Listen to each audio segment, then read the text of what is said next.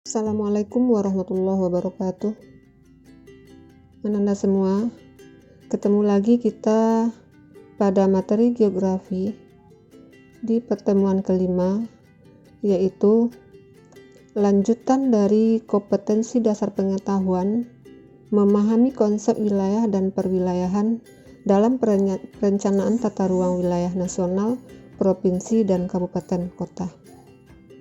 Dan juga merupakan lanjutan dari kompetensi dasar keterampilan, yaitu nanti akan membuat makalah tentang usaha pemerataan pembangunan di desa dan kota yang dilengkapi dengan peta bagan dan grafik.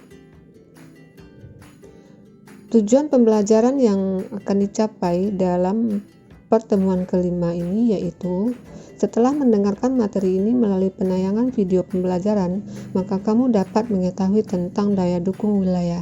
Jadi, materi yang akan kita bahas pada pertemuan ini adalah daya dukung wilayah dalam pembangunan wilayah.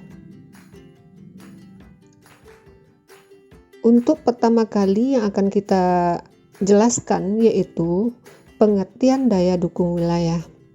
Mungkin kamu sudah mengetahui bagaimana dengan daya dukung wilayah. Untuk itu kita lihat pengertian daya dukung wilayah. Berdasarkan Undang-Undang Nomor 32 Tahun 2009 tentang Perlindungan dan Pengelolaan Lingkungan Hidup dan Undang-Undang Nomor 23 Tahun 1997 tentang Pengelolaan Lingkungan Hidup, mendefinisikan tentang daya dukung lingkungan hidup, yaitu kemampuan lingkungan hidup untuk mendukung peri kehidupan manusia dan makhluk hidup lainnya. Selanjutnya, daya dukung wilayah adalah kemampuan wilayah dalam menyediakan, mendukung kegiatan yang ada di kawasan wilayah itu sendiri. Ini menurut Armas dan Sahza tahun 2005. Maksudnya kegiatan yang ada di wilayah meliputi kegiatan sosial, ekonomi, politik, dan budaya. Penilaian daya dukung wilayah ini berdasarkan pada kemampuan lahan, yaitu kemampuan sebagai ruang gerak untuk mencapai tingkat produksi tertentu. Maksudnya, kemampuan lahan atau wilayah itu untuk memproduksi atau untuk menghasilkan tentang sesuatu hal. Misalnya daya dukung lahan pertanian, kemampuan lahan itu untuk memproduksi padi atau misal saja jagung dan sebagainya. Itu yang dikatakan dengan daya dukung wilayah. Faktor yang mempengaruhi daya dukung wilayah ada beberapa buah. Yang pertama adalah ketersediaan sumber daya. Maksudnya, untuk mempengaruhi atau untuk menentukan daya dukung wilayah itu sendiri, tentu ada sumber daya alam atau sumber daya manusia yang ada di atas wilayah tersebut. Yang kedua, faktor sosial ekonomi. Faktor sosial yaitu bagaimana aktivitas manusia di atasnya dan juga perekonomian yang berkaitan mungkin dengan mata pencaharian masyarakat. Yang ketiga itu faktor teknologi. Itu kemampuan wilayah dalam pengendalian teknologi. Apalagi saat sekarang teknologi kita sudah semakin meningkat dan juga semakin canggih. Yang keempat, budaya dan kebijakan. Budaya adalah kebiasaan yang dilaksanakan oleh warga atau daerah itu sendiri serta kebijakan yang diambil dalam pembangunan wilayah itu sendiri. Itu adalah faktor yang mempengaruhi daya dukung wilayah. Kita lihat konsep daya dukung. Sesuatu hal yang akan kita laksanakan ada konsepnya. Begitu juga dengan konsep daya dukung wilayah. Ada beberapa konsep daya dukung wilayah. Yang pertama adalah konsep ekonomi, kemampuan wilayah dalam mendukung penduduknya untuk hidup pada tingkat yang layak di atas garis kemiskinan secara operasional diindikasikan dengan jumlah penduduk miskin. Maksud dari konsep ekonomi ini adalah kemampuan wilayah atau boleh dikatakan tingkat kehidupan masyarakat di atasnya. Apakah masih banyak yang prasejahtera, maka wilayah itu apabila kita bisa membatasi garis kemiskinan dengan tingkat mata pencaharian yang lebih layak, berarti wilayah itu mampu mendukung di bidang ekonomi. Lalu yang kedua, konsep sosial, yaitu kemampuan wilayah dalam mendukung penduduknya untuk dapat terpenuhi kebutuhan-kebutuhan sosial seperti beribadah, pendidikan dan kesehatan, serta berbelanja dan sebagainya. Jadi, apabila suatu wilayah mempunyai kemampuan yang dibutuhkan oleh masyarakat dalam kebutuhan sosial, seperti ada tempat beribadah, misalnya kita sebagai umat Islam ada masjid atau surau, serta ada juga tempat anak-anak menuntut atau bidang pendidikan, atau juga dalam bidang agama belajar atau MDA namanya, di bidang pendidikan mulai dari TK sampai ke SMA atau perguruan tinggi, serta adanya di bidang kesehatan, layanan kesehatan juga memadai, serta adanya tempat pasar atau tempat, apakah pasar itu pasar tradisional atau mall. Jadi apabila suatu wilayah sudah memenuhi kebutuhan, itu adalah konsep sosial dari kemampuan wilayah, disebut dengan konsep sosial.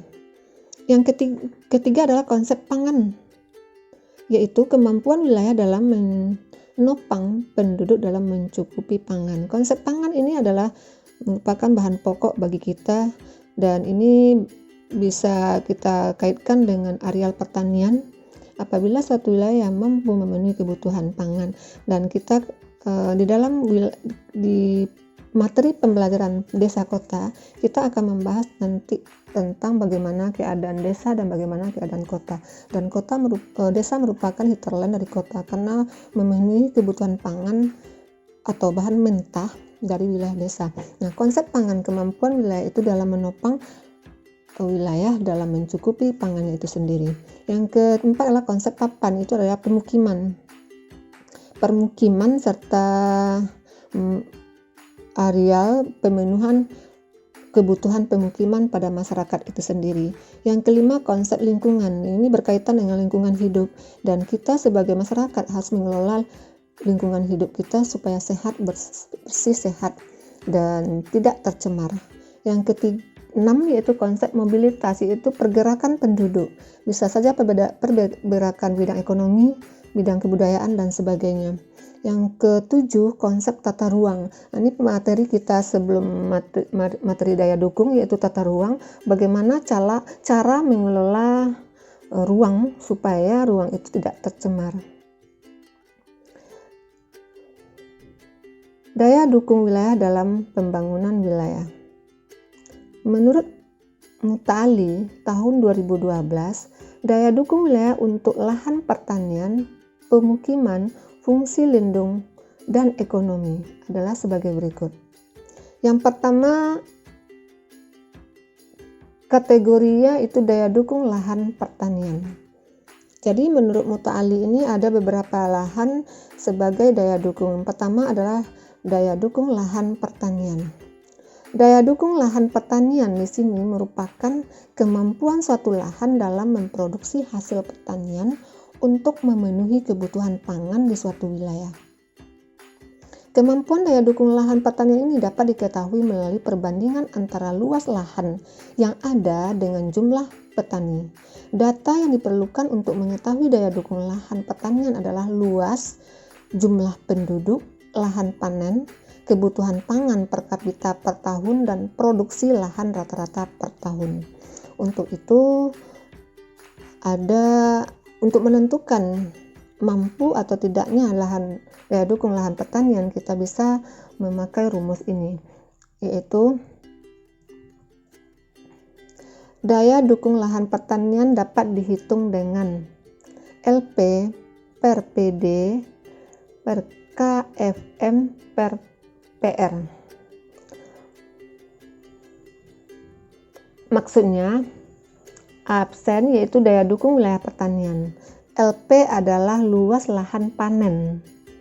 PD jumlah penduduk semuanya pada suatu daerah. KFM adalah kebutuhan pangan per kapita kilogram dengan satuannya adalah kilogram per kapita per tahun. Produksi lahan rata-rata per hektar atau kilometer per hektar. Itu adalah cara menentukan apakah daya dukungnya bagus atau tidak. Nah, ada kriterianya untuk menentukan daya dukung lahan pertanian. Kalau A-nya, persennya kecil dari 1, wilayah tersebut tidak mampu melaksanakan swasembada pangan atau jumlah penduduk melebihi dari jumlah penduduk maksimum. Maksudnya, kalau tidak memenuhi kebutuhan pangan lahan pertanian itu untuk pangan masyarakat tersebut lebih banyak jumlah penduduknya, maka daya dukung lahan pertaniannya boleh dikatakan tidak mampu. Kalau Q besar dari 1, wilayah tersebut mampu swasembada pangan atau jumlah penduduknya di bawah jumlah penduduk maksimum. Berarti ada melebihi. Kalau lebih dari 1. Yang ketiga, Q-nya sama dengan 1, wilayah tersebut memiliki daya dukung yang maksimum. Jadi semakin kecil, maka semakin kurang daya dukung daerah itu sendiri. Itu untuk daya dukung lahan pertanian. Berikut daya dukung wilayah untuk pemukiman. Daya dukung wilayah permukiman adalah kemampuan suatu wilayah dalam menyediakan lahan untuk pemukiman dan dalam jumlah penduduk tertentu. Mungkin misalnya membuat ada lahan untuk membuat area perumahan, karena kita harus mengetahui semakin banyak jumlah penduduk suatu daerah, semakin banyak lahan pemukiman yang dibutuhkan. Untuk mengetahui daya dukung wilayah pemukiman dapat diketahui dengan cara sebagai berikut, sama dengan lahan pertanian tadi. DPPM sama dengan LPM per JP per Q. DPPM adalah daya dukung pemukiman. JP adalah jumlah penduduk. Q-nya adalah koefisien luas kebutuhan ruang per kapita, yaitu meter bujur sangkar per kapita. LPM, luas lahan yang layak untuk pemukiman, dengan satuannya adalah meter bujur sangkar. Kriterianya yaitu kalau DPPM-nya besar dari 1, maka daya dukung pemukiman masih tinggi, masih mampu menampung penduduk untuk pemukiman di wilayah tersebut. Untuk mencari DPPM ini sudah ada rumus di atas yang telah jelaskan. Yang kedua, kalau DPPM-nya sama dengan 1, maka daya dukung pemukiman optimal. Terjadi keseimbangan antara penduduk yang bermukim dengan luas wilayah. Jadi artinya kalau seandainya ada penambahan, mungkin tidak bisa lagi daerah untuk menampung, karena sudah ada optimal atau sudah sampai pada titik jenuhnya, keseimbangan antara penduduk dengan lahan pemukiman.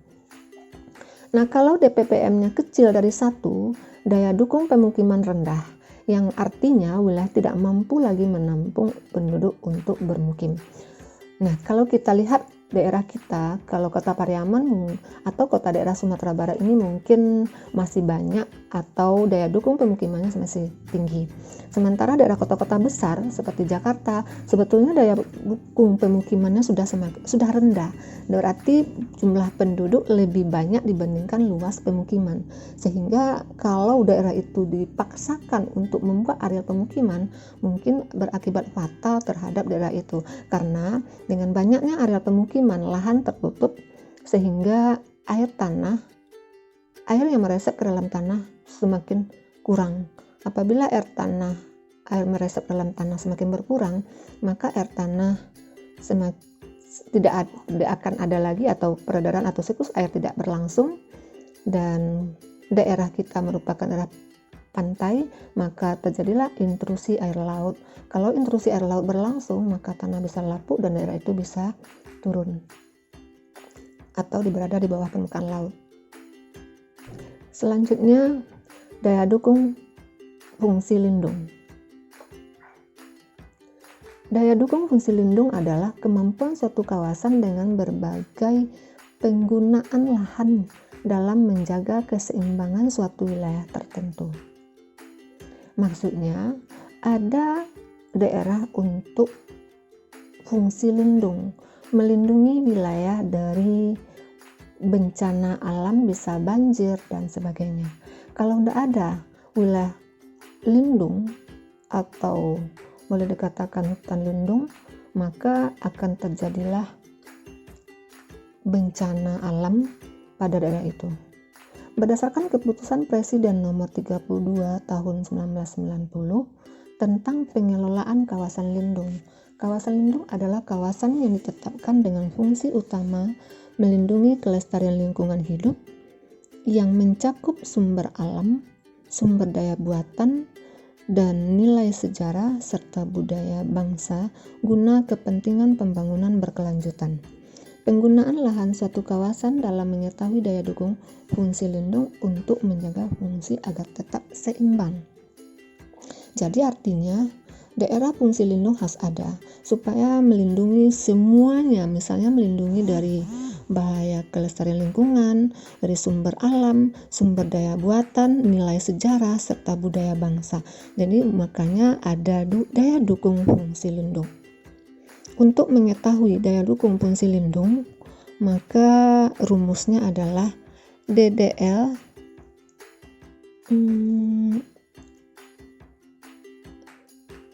kurung kerawal LGL1 alfa 1 tambah kurung kerawal LGL1 titik A1 dan kurung kerawal lagi LGL1 titik A1 dibagi dengan LW. DDL adalah daya dukung fungsi lindung. LG1 adalah luas guna lahan jenis 1. Alfa adalah koefisien lindung untuk penggunaan lahan. LW adalah luas wilayah per adalah hektar dengan ukurannya hektar. Nilai daya dukung fungsi lingkungan adalah 0 hingga angka yang diperoleh dalam perhitungan mendekati angka 1, maka daya dukung fungsi lindung semakin baik dalam wilayah tersebut. Begitu pula sebaliknya, apabila mendekati 0, maka fungsi lindung di wilayah tersebut semakin buruk. Jadi artinya kalau di atas 0 atau 1, maka wilayah itu fungsi lindungnya sangat bagus dan daerah itu mungkin tidak akan berdampak. Sementara kalau 0 atau di bawah 0, maka daerah itu buruk. Berarti mungkin saja akan bisa terjadi bencana alam, apakah banjir dan sebagainya. Dan bagaimana dengan daerah DKI? Apakah fungsi lindungnya sudah berfungsi atau bagaimana?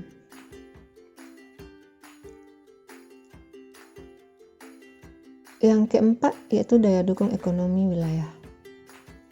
Daya dukung ekonomi wilayah adalah kemampuan suatu wilayah untuk mendukung kegiatan penduduknya dalam memenuhi kebutuhan hidupnya. Ini adalah aktivitas penduduk, yaitu dalam segi mata pencaharian. Bisa saja di daerah kita mata pencaharian ini beraneka ragam. Jadi tapi pada umumnya mata pencaharian paling banyak adalah di bidang pertanian. Untuk mengetahui nilai daya dukung ekonomi wilayah dapat menggunakan rumus DDE sama dengan PDRB TOT JP kali K.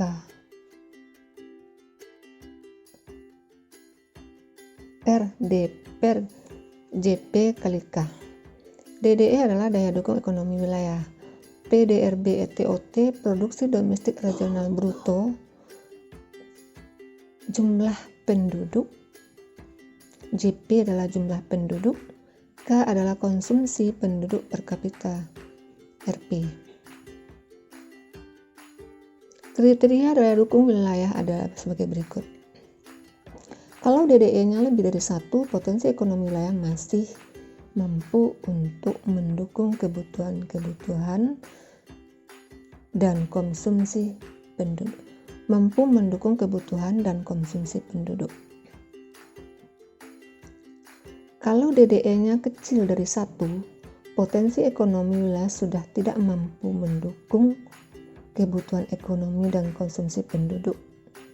Kalau DDE-nya sama dengan 1, maka potensi ekonomi wilayah dengan kebutuhan penduduk seimbang. Artinya bahwa jangan sampai DDE-nya kecil dari 1. Kalau sudah kecil dari 1, berarti potensi ekonomi tidak mampu lagi untuk mendukung kebutuhan ekonomi masyarakat. Manfaat daya dukung. Yang pertama, mengetahui sejauh mana suatu wilayah masih mampu mendukung perkembangan aktivitas kegiatan yang dibutuhkan oleh penduduk dengan melihat pertumbuhan penduduk di wilayah tersebut. Jadi artinya, apabila pertumbuhan penduduknya bagus, berarti daya dukung wilayah itu sangat bagus. Apakah di bidang ekonomi, pendidikan, dan sebagainya.